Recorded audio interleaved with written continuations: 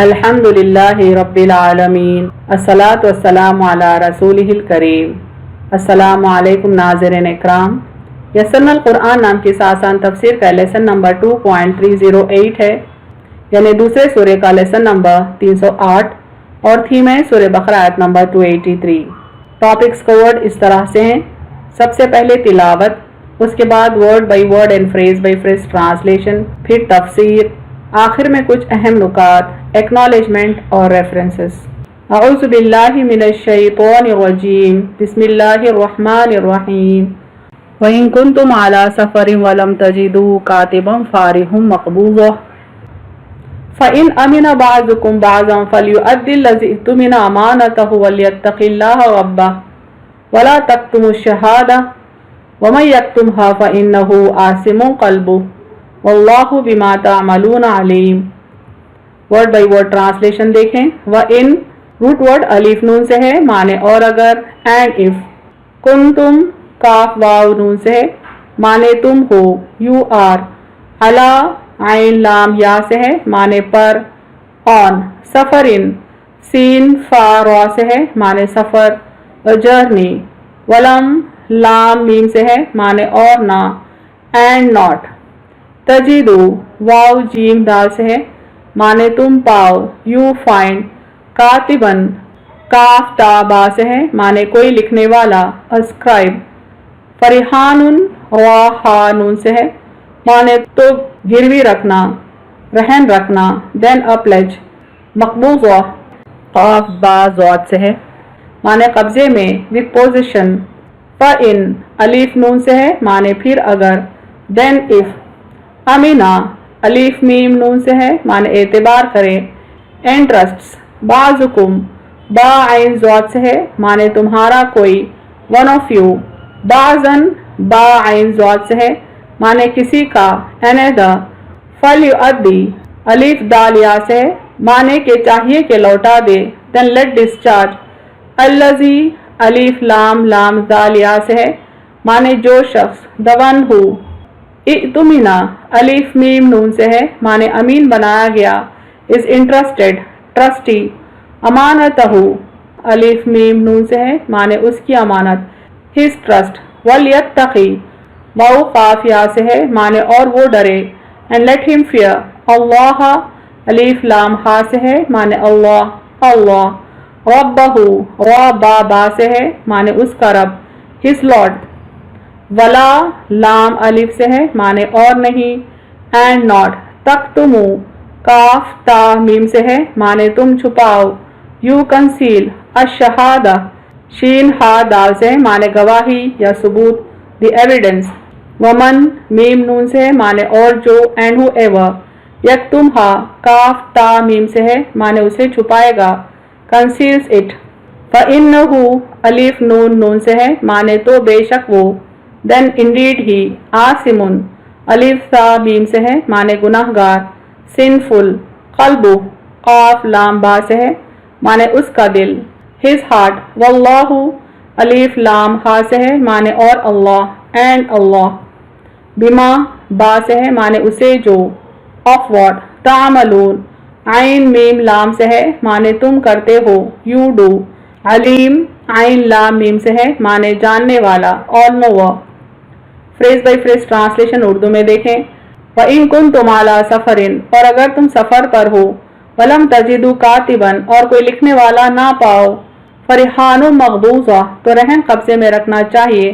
فَإِنْ أَمِنَ بَعْضُكُمْ بَعْضًا پھر اگر تم میں سے کوئی کسی کا اعتبار کرے، فَلْيُؤَدِّ الَّذِي اؤْتُمِنَ أَمَانَتَهُ تو جس شخص کو امین بنایا گیا اس کو چاہیے کہ لوٹا دے اس کی امانت۔ وَلْيَتَّقِ اللَّهَ رَبَّهُ اور وہ اپنے رب اللہ سے ڈرے۔ وَلَا تَكْتُمُوا الشَّهَادَةَ اور تم گواہی نہ چھپاؤ۔ وَمَن يَكْتُمْهَا اور جو شخص اسے چھپائے گا، فَإِنَّهُ آثِمٌ قَلْبُهُ تو بے شک اس کا دل گنہگار ہے۔ وَاللَّهُ بِمَا تَعْمَلُونَ عَلِيمٌ اور تم جو کچھ کرتے ہو اللہ اسے جانتا ہے۔ کمپلیٹ ٹرانسلیشن دیکھیں۔ اور اگر تم سفر پر ہو اور کوئی لکھنے والا نہ پاؤ تو رہن قبضے میں رکھنا چاہیے۔ پھر اگر تم میں سے کوئی کسی کا اعتبار کرے تو جس شخص کو امین بنایا گیا اس کو چاہیے کہ لوٹا دے اس کی امانت، اور وہ اپنے رب اللہ سے ڈرے اور تم گواہی نہ چھپاؤ، اور جو شخص اسے چھپائے گا تو بے شک اس کا دل گناہگار ہے، اور تم جو کچھ کرتے ہو اللہ اسے جانتا ہے۔ Phrase by phrase translation English میں دیکھیں۔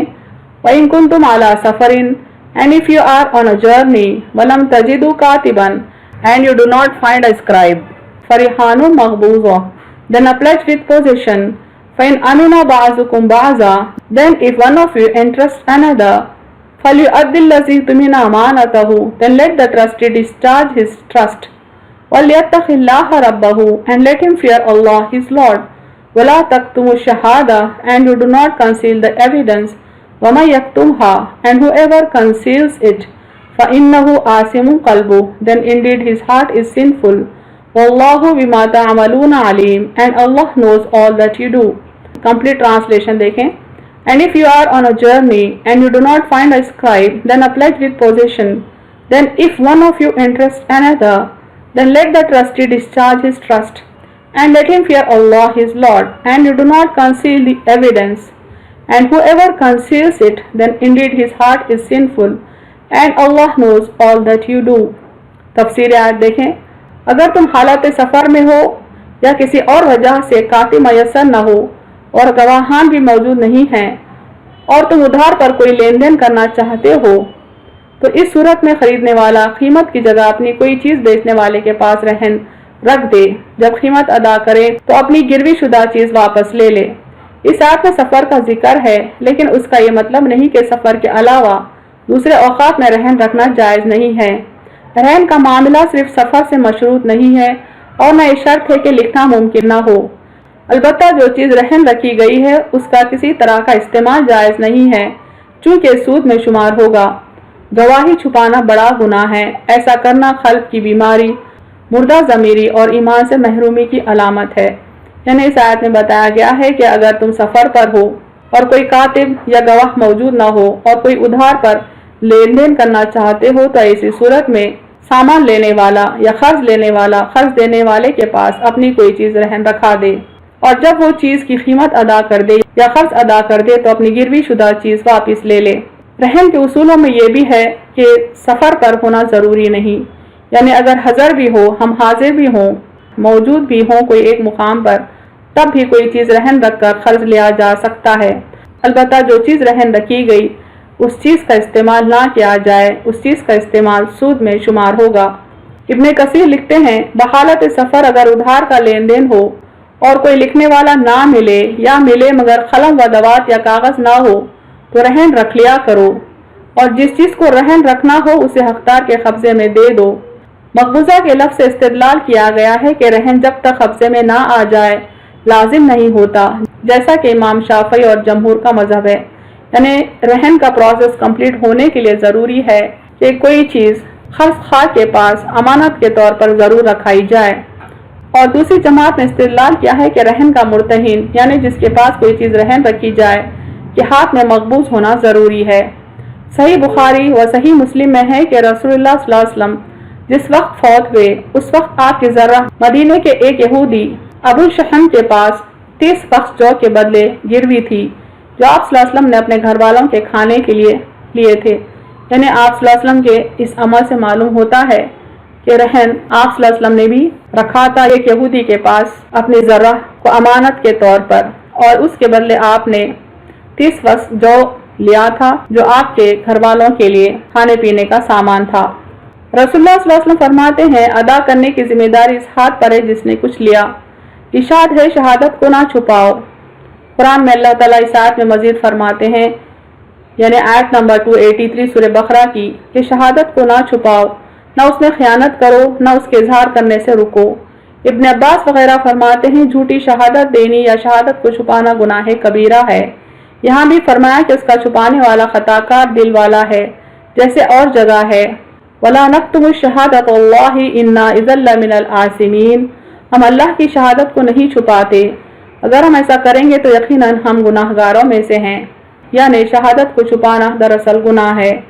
اور جگہ فرمایا یعنی سورہ نساء 135 میں تفصیلاً اللہ تعالیٰ فرماتے ہیں ایمان والو عدل و انصاف کے ساتھ اللہ کے حکم کی تعمیل یعنی گواہیوں پر ثابت قدم رہو، وہ اس کی برائی خود تمہیں پہنچے یا تمہارے ماں باپ کو یا رشتے کنبے والوں کو، اگر وہ مالدار ہو تو اور فقیر ہو تو اللہ تعالیٰ ان دونوں سے اولا ہے۔ خواہشوں کے پیچھے پڑ کر عدل سے نہ ہٹو، اور اگر تم زبان دباؤ گے یا پہلو تہی کرو گے تو سمجھ لو کہ اللہ تعالیٰ کی تمہارے اعمال سے خبردار ہے۔ یعنی معاملہ قریب رشتہ داروں کا ہی کیوں نہ ہو، ماں باپ کا ہی کیوں نہ ہو، ہم کو چاہیے کہ عدل و انصاف سے کام لیں اور گواہی کو نہ چھپائیں، شہادتوں کو، ثبوتوں کو نہ چھپائیں۔ اسی طرح یہاں بھی فرمایا ہے، یعنی آیت 283 سورہ بقرہ کی، کہ گواہی کو نہ چھپاؤ، اس کا چھپانے والا گناہگار دل والا ہے، اور اللہ تعالیٰ تمہارے اعمال کو خوب جانتا ہے۔ وَلَا تَكْتُمُوا الشَّهَادَةَ وَمَن يَكْتُمْهَا فَإِنَّهُ آثِمٌ قَلْبُهُ وَاللَّهُ بِمَا تَعْمَلُونَ عَلِيمٌ۔ اور تم گواہی نہ چھپاؤ، اور جو شخص اسے چھپائے گا تو بے شک اس کا دل گناہگار ہے، اور تم جو کچھ کرتے ہو اللہ اسے جانتا ہے۔ اہم نکات دیکھیں اس تفسیر کے۔ اس آیت میں رہن رکھنے کی اجازت کے ساتھ اس کے اصول سکھائے گئے ہیں۔ معاملہ چاہے سفر کا ہو یا حضر کا، اگر گواہان یا کاتب موجود نہ ہو تو کوئی چیز قرض لینے والا قرض دینے والے کے پاس رہن رکھا سکتا ہے۔ قرض دینے والا رہن رکھی جانے والی چیز کا استعمال نہ کرے ورنہ یہ سود کہلائے گا۔ قرض کی ادائیگی کے بعد رہن رکھی گئی چیز کو امانت کے طور پر لوٹا دیا جائے۔ کوئی گواہی کو، شہادت کو، ثبوت کو نہ چھپائے، معاملات میں اللہ سے خوف کرے۔ جو شہادت چھپائے گا وہ دل کا کھوٹا ہے، اللہ ایسوں کے عمل سے خوب واقف ہے تاکہ انہیں سزا دے۔